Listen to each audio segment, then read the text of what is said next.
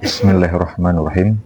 Assalamualaikum warahmatullahi wabarakatuh. Alhamdulillahillazi arsala rasulahu bil huda wa dinil haq liyudirahu ala din kulihi wa kafa billahi syahida. Asyhadu an la ilaha illallah wa asyhadu anna Muhammadar Rasulullah. Allahumma sholli ala sayyidina Muhammadin wa ala alihi wa sahbihi ajmain, amma ba'du. Para sobat majelis zikir insan kamil yang dirahmati Allah di mana saja berada,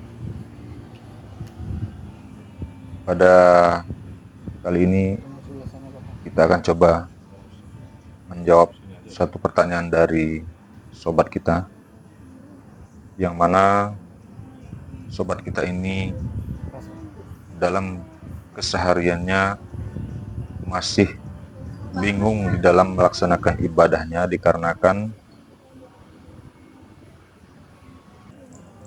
pada lingkungan desanya itu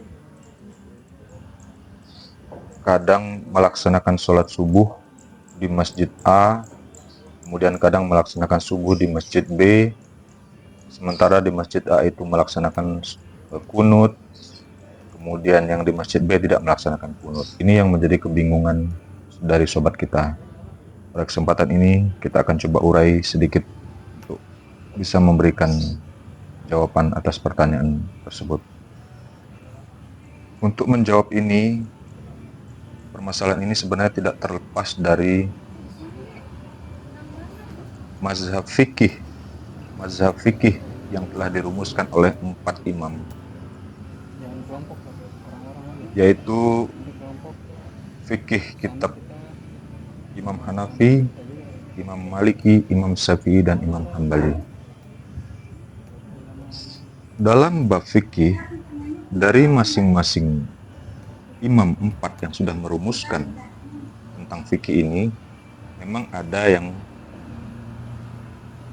melaksanakan kunut di subuh dan ada yang tidak melaksanakan kunut di subuh itu. Semuanya memiliki dasar. Nah, perbedaan ini atau ikhtilaf ini bukan menjadi hal yang sebenarnya perlu dipermasalahkan, dikarenakan asal kita mengikuti dasar daripada 4 imam yang telah dibuat, itu semua menjadi benar adanya tentang pelajaran fikih ini. Terbentuknya mazhab 4 ini adalah dalam masa 300 tahun setelah kenabian. 300 tahun setelah masa kenabian inilah disebut masa salafus saleh atau masa terdahulu kaum yang soleh.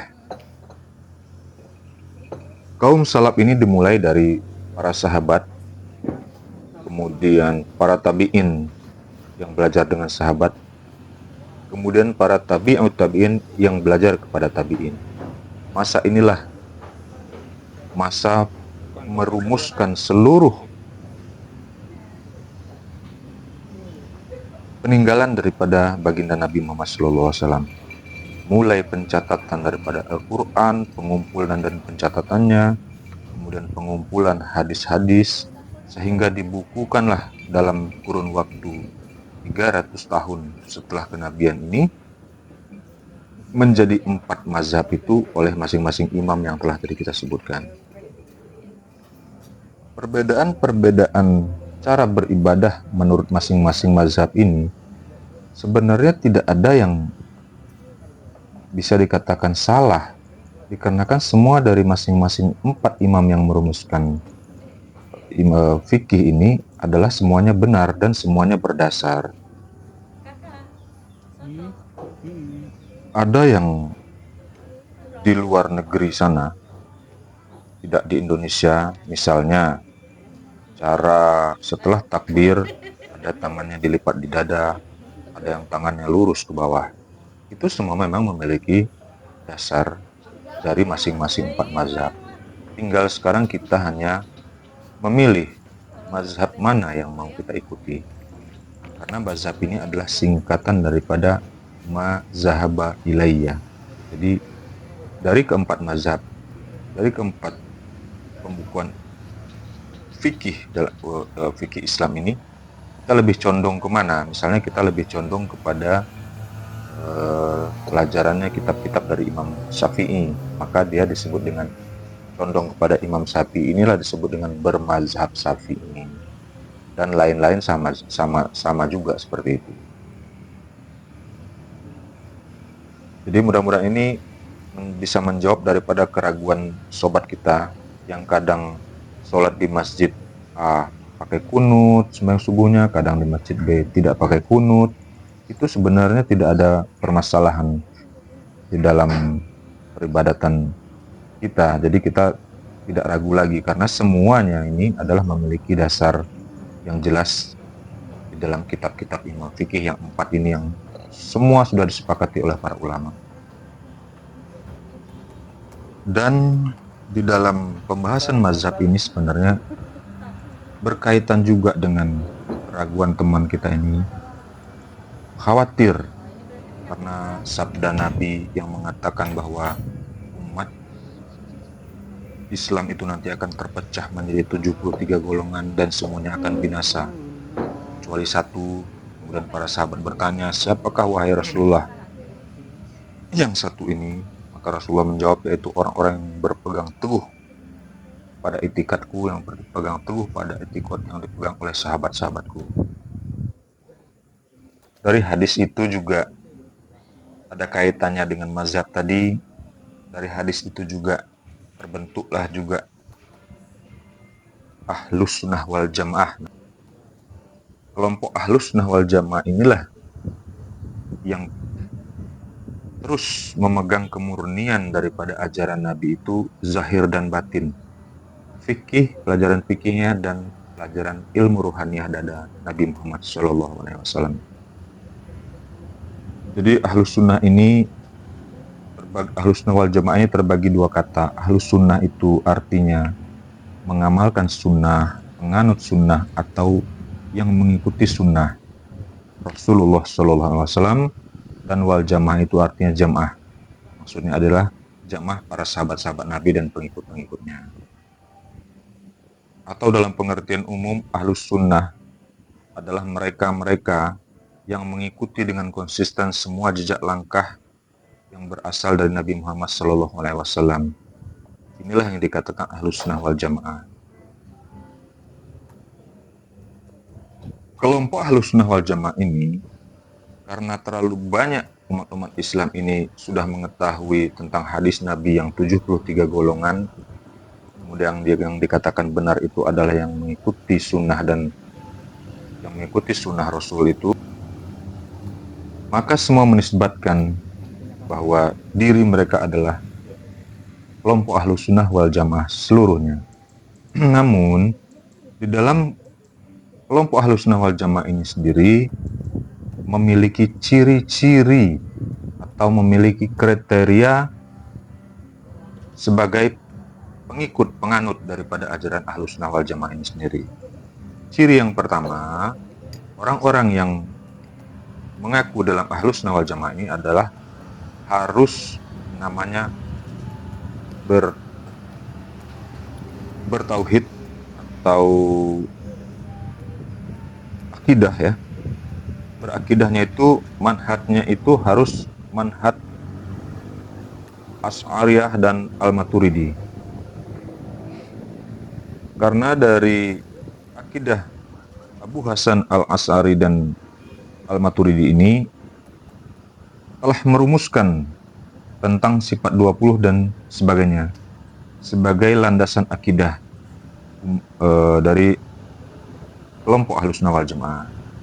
Yang kedua, kelompok Ahlus Sunnah wal Jamaah ini harus bermazhab. Nah, bermazhab ini memilih apakah tadi mazhab yang empat ini lebih condong kemana yang mau diikuti dari salah satu empat mazhab ini. di luar daripada 4 mazhab ini, artinya manhaj Ahlus Sunnah ini sudah berbeda dengan orang yang tidak bermanhaj Ahlus Sunnah. Kalau yang namanya kita mengaku manhajnya itu ada Ahlus Sunnah wal Jamaah, maka kita harus bermazhab, mengambil mazhab atau mengambil condong kepada salah satu ajaran fikih yang telah dirumuskan dari 4 imam ini. Nah, ciri yang ketiga dari kelompok Ahlus Sunnah wal Jamaah ini adalah harus bertasawuf atau mengambil pelajaran thoriqoh yang mutabarah dari salah satu pelajaran thoriqoh yang ada di seluruh dunia ini, termasuk di Indonesia. Kenapa harus berthoriqoh? Karena di dalam pelajaran thoriqoh itu kita bisa mendapatkan pelajaran ilmu kolbi atau pelajaran dasar, pelajaran kolbu yang diwarisi dari dadanya rohaniah, dari rohaniahnya Nabi itu sendiri. Jadi pelajaran thoriqoh ini adalah khusus mempelajari tentang ilmu rohani yang berkaitan dengan setiap diri manusia. Sehingga ketika kita telah mempelajari tasawuf atau berthoriqoh ini, bisalah nanti kita dalam pelajaran kita sebagai salik mengikuti salah satu thoriqoh itu, bisa sampai rohani kita itu kepada Allah. Bisa usul kita kepada Allah. Karena pelajaran di pelajaran thoriqoh awal ini adalah mereka sudah mengenalkan tentang pengenalan diri, bahwa man arafa nafsahu faqad araba rabbahu. Di situ dikenalkan tentang rahasia kolbu dan rahasia diri itu, sampai dikupas pelajaran itu nanti baqobillahnya sampai wusul kepada Allah. Itulah 3 ciri daripada kelompok Ahlus Sunnah wal Jamaah ini. Tinggal sekarang kita tanya, apakah dari 3 ciri ini sudah kita ambil atau sudah kita lakukan atau sudah kita terima pada diri kita masing-masing atau belum? Nah, kalau belum, dari ketiga ini yang mana yang belum kita pelajari? Nah, itu harus kita ambil agar kita bisa tergolong kepada Ahlus Sunnah wal Jamaah itu. Kalau di luar daripada Ahlus Sunnah wal Jamaah, ada juga manhaj yang lain. Manhaj ini maksudnya adalah jalan yang lurus untuk menuju kepada baginda Nabi Muhammad Rasulullah itu, mengikuti sunnah Rasul itu, manhajnya itu harus jelas, jalan yang lurus. Atau bisa diartikan juga jalan yang terang. Jadi manhaj salaf ini adalah, salaf itu adalah terdahulu, jadi maknanya itu adalah manhaj salaf ini dinisbatkan kepada orang-orang terdahulu seperti para sahabat. Nah, mereka-mereka yang mengambil manhaj salafus soleh ini, atau yang dulu atau yang biasa juga disebut dengan salafiyun, itu adalah yang menamakan kelompoknya di dalam Ahlus Sunnah,